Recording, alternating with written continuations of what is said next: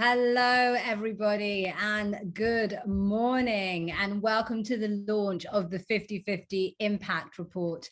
I'm June Sarpong, the BBC's Director of Creative Diversity, and I will be your host for the next 30 minutes as we delve into how thousands of you are improving women's representation across your content at the BBC and, of course, across the Global Partners Network too. At the BBC, this is our third 50/50 Impact Report. It demonstrates that something as simple as counting can inspire significant and lasting change. And it also outlines the important work our global partners are doing as well. Many of you are joining us in publishing their March results for the first time. So we are extremely thrilled to have you on board and sharing your results with us as well. We're delighted that so many other media organizations are joining us here today. If you are likely to cover 50/50 in any way or cover anything that you hear and see today, please do use the press release for any quotes, as this is an event for partners rather than press briefing. In a moment, I'm going to be joined by some of the BBC's 50/50 team to talk through the results. But first, let's hear from our very own Director-General, Tim Davie.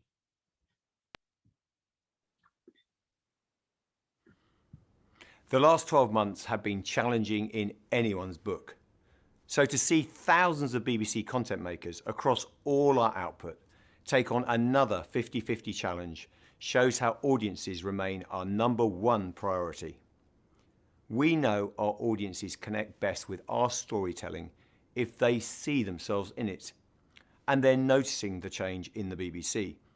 Almost 3/5 of women aged 16 to 34 are now consuming more BBC online content. That's up 12% on last year.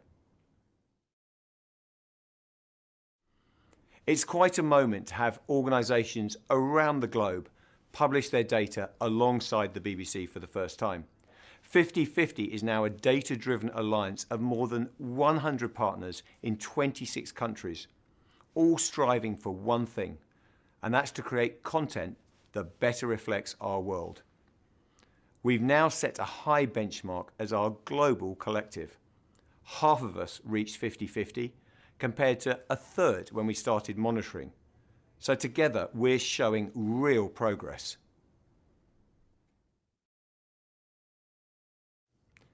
No matter what the next 12 months bring, I know that our BBC teams and the whole global network will continue to strive for 50% women's representation. At the BBC, we will publish our 50/50 disability and ethnicity data this time next year. And we will continue to work with our partners to innovate and create change together, whether that's with Media Trust and the Reframing Disability Initiative, or working with the 50/50 University Network to embed diverse thinking into our future editorial leaders. And just one final message to our BBC teams and all of the global network. Keep on counting. That simple action is changing the media landscape. Keep at it, and together we can make sure the media reflect the world around us.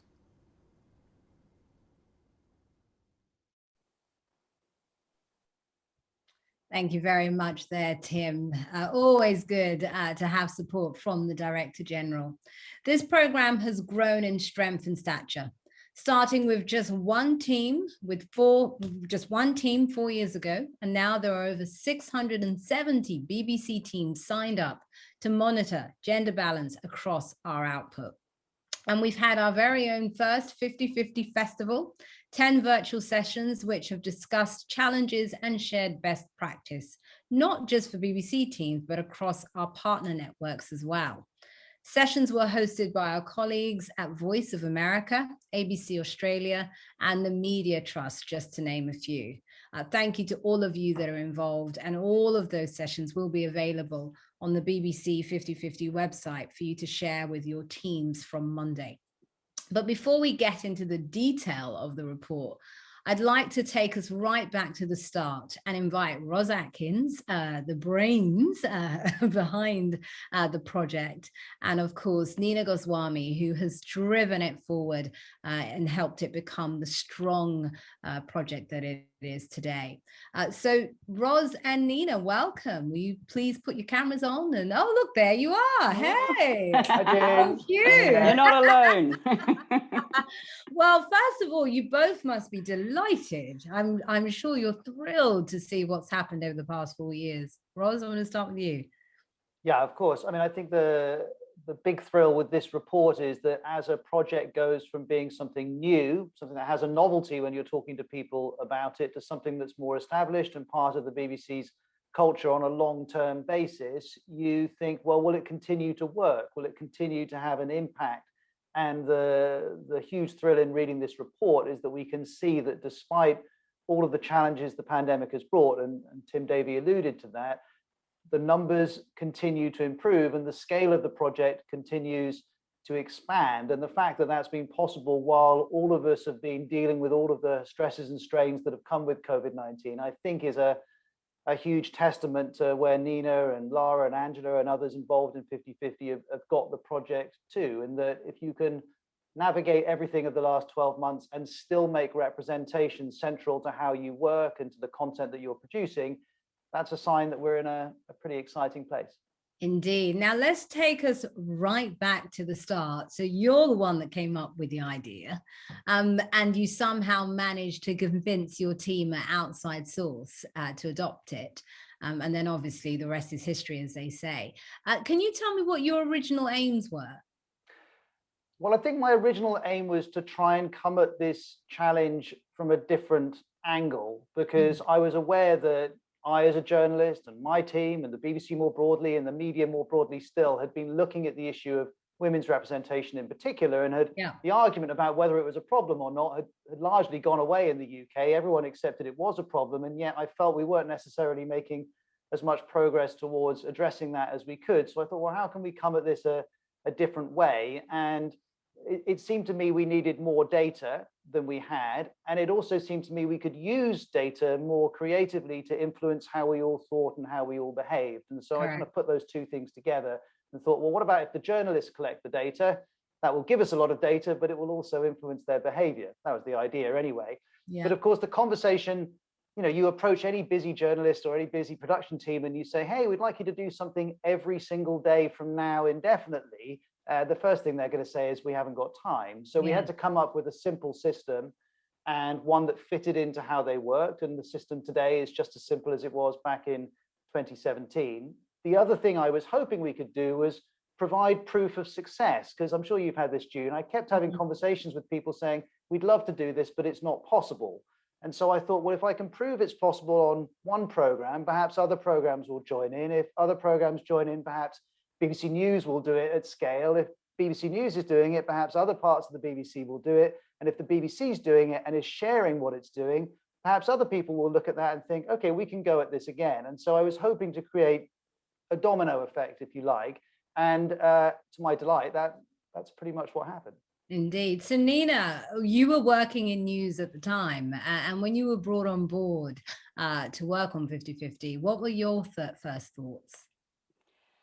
Well, I've been a convert my whole life, to be honest, as you probably know, June and Ros, to the importance of representation, and especially women's representation. But I've always been really obsessed with this idea of, what does the audience need? How can we make sure what the audience is getting the right things from us? And that's exactly what 50/50 does. It's a tool to ensure that we're creating content that's reflective of the world around us, as Tim talked about. And I think one of the things that's been really exciting for Ros and I to see, as he said at the end, is to see it kind of grow outside of the BBC and to move beyond that, because it's together that we'll make that kind of bigger change. And, we're changing the storytelling that we're using. We're finding these new opinions and voices, and that just really enriches what we're doing and really feeds into what we do at the BBC. Can you talk more about that in terms of the external partners and why it was so important to bring in external partners and get them all on board? Yeah, absolutely. So, I mean, as Ros said, you know, it's so great to see so many partners now involved, more than 100. I love saying that, across 26 countries. How exciting to say that, because it's between all of us doing the same kind of movements together that we make the difference. Because as a vacuum, we can't, you know, you can't make change in a vacuum at the end of the day. And that's what this is about, making that change together. For our media partners, it's fairly obvious, I hope, why we wanted you on board, is because we want to change that media landscape together. But it's for our non-media partners that perhaps people might think, oh, why 50-50? What does that have to do with anything?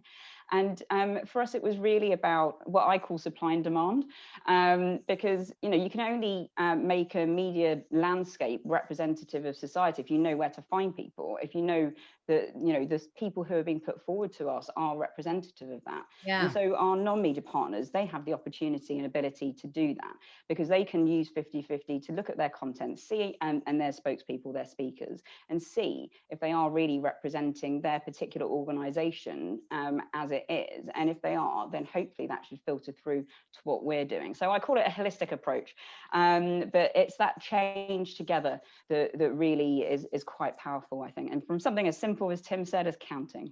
Yeah, indeed. Well, Ros, can you talk more about the change that you've seen happen across the newsroom since you first piloted it with Outside Source? Yeah, I mean, I think I've seen two primary changes. The first one would be an obvious one, but it's still worth stating.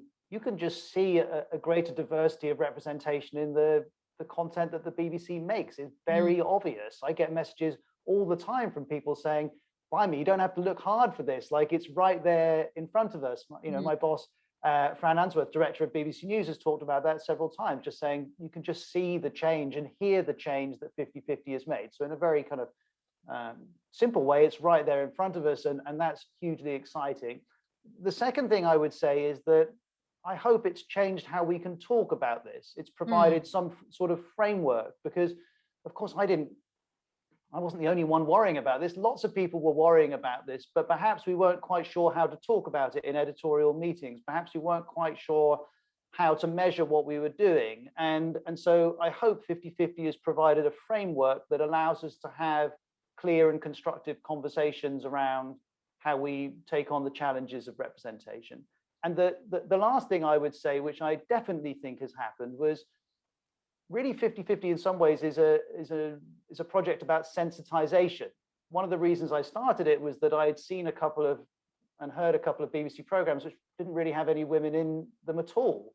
And I thought, that's got to really hurt if we're doing that. That's not where we want to be. And I wasn't sure if it was hurting as much as it needed to. And so part of 50-50 is really making sure that when we don't get this right, and we're not going to get it right every day, of course, it's a difficult thing. We know it hasn't gone quite as we want. We've got the information, and then we can respond to it and address the reasons why. And that sensitization, that noticing when we are getting it right and noticing when we don't get it right, I think, though others will judge better than me, but I feel like that's been a huge shift in the last 4 years. I agree. And actually, I think to add to that, it's also the competition element of also being able to see what other programs are doing and who's winning. I think that's definitely helped. Well, Nina, I have to say the passion you have for this project is just completely infectious. And the way you've helped drive forward the change, of course, alongside Lara and your other colleagues, has meant that 50-50 is really embedded into the sort of the lifeblood of everything that the BBC does. So congratulations to you all. And speaking of your other colleagues, we are now going to welcome BBC's 50-50 project lead, Lara Johannides. Lara, I hope I've pronounced your surname correctly. Can you tell me if I have? It's Johannides, but Johannides, even that's better. It's a very anglicized way of saying it. It's actually supposed to be Ioannidis, but I don't even try. Okay. Well, why don't we say Ioannidis? Let's say it properly. Great, thanks. So you're going to help us dive into the detail. But first we have a short roundup of the key headlines. Over to you. What and who you see and hear in the media matters. A diverse media is critical to properly represent a diverse world. 50/50, the Equality Project, is now making a difference at the BBC and further afield. The aim of 50/50 is simple: to address the historic imbalance of voices in the media and increase the representation of women. More than 650 teams are involved across the BBC, from news, sport and children's to music, comedy and drama. And each team simply counts the contributors who appear in their content, to ensure a balance of voices that reflect society, a society where 50% of the population are women. And it's working. 35% of teams were producing gender-balanced content when they first joined the project. By March 2021, that number had risen to 70%. And audiences are noticing. 58% of women aged 16 to 34 said they consume more BBC content online as a result of seeing and hearing more women. This isn't just happening at the BBC. From newsrooms to classrooms to conference rooms, the 50/50 global network is driving cultural change in 26 countries around the world. 100 partners have committed to the 50/50 Equality Project, with 41 taking part in the March Challenge. Half of those featured 50% women in their content, up from 31% when they first joined the project. This is only the beginning. At the BBC, 200 teams are now also working hard to increase their representation of disabled contributors. And those from ethnic minority backgrounds. And some are already seeing an improvement. All this in a year when the coronavirus pandemic has impacted lives and industries globally. Through 50/50, we're ensuring that more voices are being heard. Whatever challenges lay ahead, the BBC and the 50/50 Global Partner Network are striving to create content that better reflects our world. So that was just a taste of how everyone did in March, and I'm going to try and keep this brief, so I'm just going to quickly go through a few more of the detailed results from the March Challenge, hopefully for all of the internal teams who have joined us and the external partners. It'll be exciting to see your hard work. So, of course, part of the 50/50 challenge for BBC teams is to have as many as possible sign up to 50/50 if they haven't already been taking part. So we're now up to 670 BBC teams. We of course had quite a lot of upheaval in the last year, so quite a few programs have been taken off air. We've been streamlining our scheduling, so we did lose quite a few teams, but that number is continuing to grow. We also committed to announcing how many teams would be doing disability and ethnicity monitoring in this report, and we can confirm that we now have more than 220 teams who are either already doing this monitoring or are going to be starting very shortly. And this was announced back in October, so we've had a few teams who've been doing it for a good few months now, and for those who have been able to submit their data already, we've seen that at least half of those are already seeing an improvement in their representation of disability and ethnicity, which is really exciting. And we're going to be publishing those results, as we do with our gender representation figures, in our 2022 report next year, so keep an eye out for that. So now to the gender figures. So the big figure that you all saw there in the video, 70% of teams achieved the target of featuring at least 50% women in our content, which is absolutely brilliant. So that's up from 66% last year and up from 36% when teams first started. What's really exciting as well about this year is the number of teams who were able to take part. So we had quite a fewer teams doing it last year. Of course, March 2020 was the year we all went into lockdown, was the month we all went into lockdown. And this year we had nearly 600. So close to nearly a full house for teams who would have been on air in March filed their figures. And also looking at the other end of the scale on the chart, I think is really, really key. So you can see that we had about an equal number of teams in their first entries who were reaching 50% women, but also below 40%. And now that's really dropped down. So across the entire project, everyone who submitted figures, only 10% of teams were featuring fewer 40% women. So even though not everyone's getting to 50%, they're at least getting that much closer. And we can see that it gets easier for teams the longer they take part in the project as well. So looking at the breakdown of teams who've been in the project for at least 1 year, 2 years, and 3 years, while the percentage of teams achieving balance stays about the same, the percentage of teams who are featuring fewer than 40% women goes down. So by the time we have teams who've been in the project for at least 3 years, we have 100% of teams featuring at least 40% women. So not one team was below 40%, which is absolutely fantastic. So we're hoping that we're going to keep seeing that, and then eventually it will be everyone who will be at least below 40 and then at least below 45, and we'll be getting closer to the 100% mark. Those of you who've been taking part in the consistency challenge as well will know that that is a second target that was set by the Director General for teams to reach 50% or at least not below 45 across a period of 6 months. So that's to show that 50-50 is sustainable and it's not just a flash in the pan for 1 month. So in our first year, 2019, we had 18% of teams achieving consistency over the period of 6 months. That's then gone up to 36% last year and now 40% this year. So again, that's really showing improvement and sustainable change, that this is becoming something that is kind of business as usual for teams taking part. And just to highlight one fantastic group of teams who have been in 50-50 for quite a while now.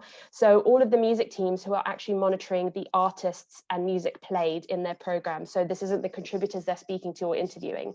And it's kind of a different kettle of fish for them. You know, there's all sorts of reasons why it might be tricky to try and get to 50% there, you know, playing archive artists, depending on what music genre you're in as well. So we started this out as a pilot for them in 2019 and 2020. And this year they were kind of fully included in the results because they've been doing it for quite a while now. And the improvement is absolutely incredible. So you can see there in the first entry for these teams, only 10% featured 50% women artists. And in March this year, it went up to 65%. So a massive improvement. And we're really excited to see more music teams hopefully joining up and starting to look at the music they're playing, as well as the contributors speaking in their content. And, you know, we touched there earlier on the audience research. So just to show the importance of the impact of what we're doing, we did a survey of 2,200 online users of BBC apps, websites, and so on. 62% said they notice more women in content. This is everyone surveyed. Then 44% of 16 to 34-year-olds said they enjoy content more as a result, and that's across all genders. And then 58% of women aged 16 to 34 say they're consuming content more as a result of seeing more women. And this is something we always say, you know, people will engage with content more that they see themselves reflected and represented. And this is just the proof in the pudding. And that figure is actually up from 12% on last year's survey, which asked the same question. So it is making a huge difference, and it's really worth it. And then finally, this is the first year, of course, that we had the external partners take part in 50-50 Challenge Month. And we're really, really excited to announce that we've now reached the 100 mark for external partners. So we're at 101 partners with 444 teams worldwide taking part in 26 countries and 14 languages as well. So the spread of 50-50 is just absolutely incredible, and it's kind of running away with us a little bit, which is really exciting. And the results were really brilliant. So of those partners, 70 were taking part in 50-50 in October when we launched the challenge, and 41 of those decided to join us in the challenge and publish their results. And you can see here that there is also improvement, really impressive improvement showing from our partner organisations. Of the data set submitted, 50% reached the target, up from 31% in their first entries, which is pretty much actually in line with 50-50 when we had our first April challenge in 2019. That's roughly where we were. And so hopefully we'll see the external partners catching up to us and getting around the 70% mark as well in future years. So that will all be in our PDF reports as well, which is published on the website. So if anyone wants to see that in more detail and read more about it, they can find it on there. Wow, Lara, so impressive. You and the team must be so happy with those results. Yeah, very relieved. It's always a bit of a kind of, when we get to deadline day, we kind of hold our breaths and wait to see how the numbers fall. But I think, you know, considering everything that everyone's been through last year as well with the March Challenge 2020 and then this year, seeing how the fact that they've both come under lockdown as well, isn't it? Yeah, and really, still people have managed to deliver is just incredible. Yeah, it really is. Well, let's bring Nina back as well. Nina, you want to turn your camera back on? So what are your thoughts about the global partner results and how wonderful that we get to report them for the first time? I know, it's fantastic. I have to admit, like Laura was talking about, kind of that feeling that we get on deadline day. Ros does this thing like every kind of hour or so, he's texting us going, what's the result? What's the result? And I was very much feeling the same thing when it came to the partners, because for the first couple of hours on deadline day, no one had sent me anything. And I was like, what's going to happen? So I was amazed and fantastic to hear when 41 of our partners joined us and publishing the data alongside us. What a big moment. And it really shows, everyone's dedication and commitment to 50/50. It's set a benchmark for us. And I'm already going to say, invite our partners to join us next year in the challenge, see if we can improve and make that big change again. And as Lara said, we're literally, that year one was exactly the same as, what we did in the BBC. We were at 50%, pretty much the same, exactly. So let's see if we can replicate what we've done in the BBC. But one of the things that I did want to quickly point out is that not all of our partners were aiming for 50/50 because they have very different kind of challenges at different places, of course. Exactly. So we had some who were looking to reach 20, 30, 40, and those particular organizations and partners all progressed, and that's fantastic to see as well. So what I really was keen on when we see those graphs is that 40% side. The more that we see over that threshold, the better it is. Moving in the right direction. Exactly. And that's and quickly, Nina, what are the next steps before I bring Ros back in? Well, so obviously I've just set the challenge again for our partners. So it would be great to have you with us again next year. Of course, at the BBC, we will be doing the same thing. We have committed to publishing more detail in terms of our progress when it comes to disability and ethnicity. We've also will continue our work with reframing disability and our partnership with Media Trust. We've built the foundations this year to try and support our content makers in improving their representation. So we'll have more detail about that later, and we will be continuing to work with the university networks as they use the 50/50 as a data tool, but also to help them think about the content that they create. So across the whole of the 50/50 Festival, we've been seeing the work of our students. So we'll keep seeing that come along. Ros, can you join us quickly? We have 2 minutes left.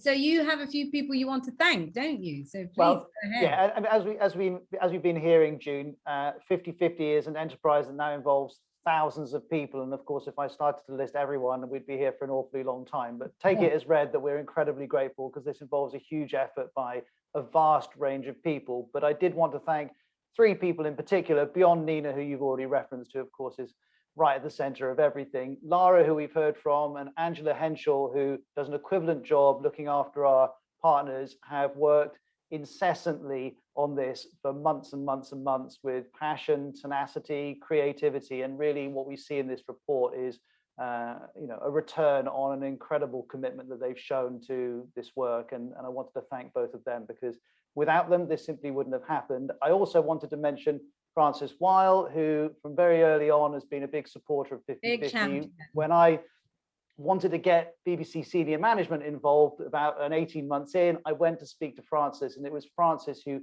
created this connection between BBC management and the BBC journalists and content producers, and really that dynamic which Francis helped create and which he's continued to guide with both strategic and practical support has been absolutely vital. So to Francis, Angela and Lara, a particular thank you. Brilliant. Well, Ros, thank you so much for coming up with the idea in the first place. And we're so proud of where it's already gotten to and cannot wait to see where it goes next. So huge congrats to you and the team. Thank you very much.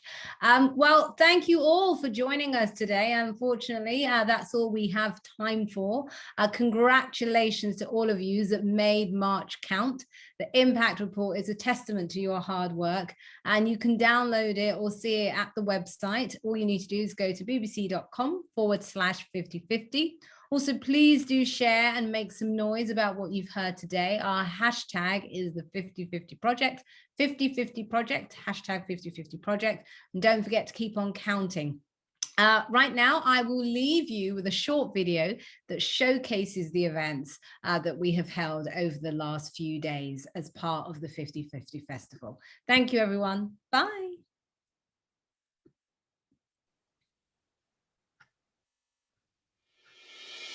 From people see themselves and they feel represented, they engage. Have some forward movement and challenge, and hopefully actually break these old barriers. It's the price you have to pay. These huge differences we see are there. Unfortunately, for a reason they exist, and if we want to change them, we're going to have to put in the effort. My experience of having done the training myself was, it comes back to my point of, I've got a disability, but that doesn't mean I understand anything about, 100 other disabilities. And so part of the reason that I embraced that training was because actually I found it really useful. The old regime now isn't actually what's going to sort of constrain us. We can be anything we want to, the organisations want us to be. So I think if there's anyone out there who wants to make a difference, the moment is now. All these eyes from the side under blue lights making you confused. I'm selfish, I know. Then now's not the time, sure they wouldn't mind if you'd wanna leave and follow me home. I know you'll be alright, and I promise you'll never have to get used to the cold. Cause luckily I know some places well insulated, so...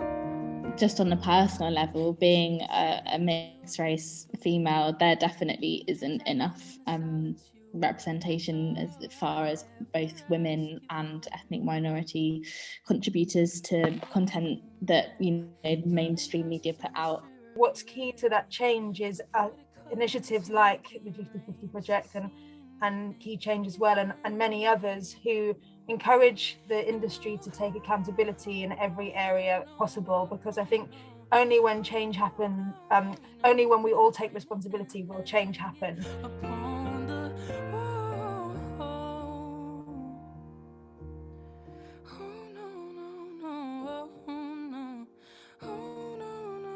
You know we could frame it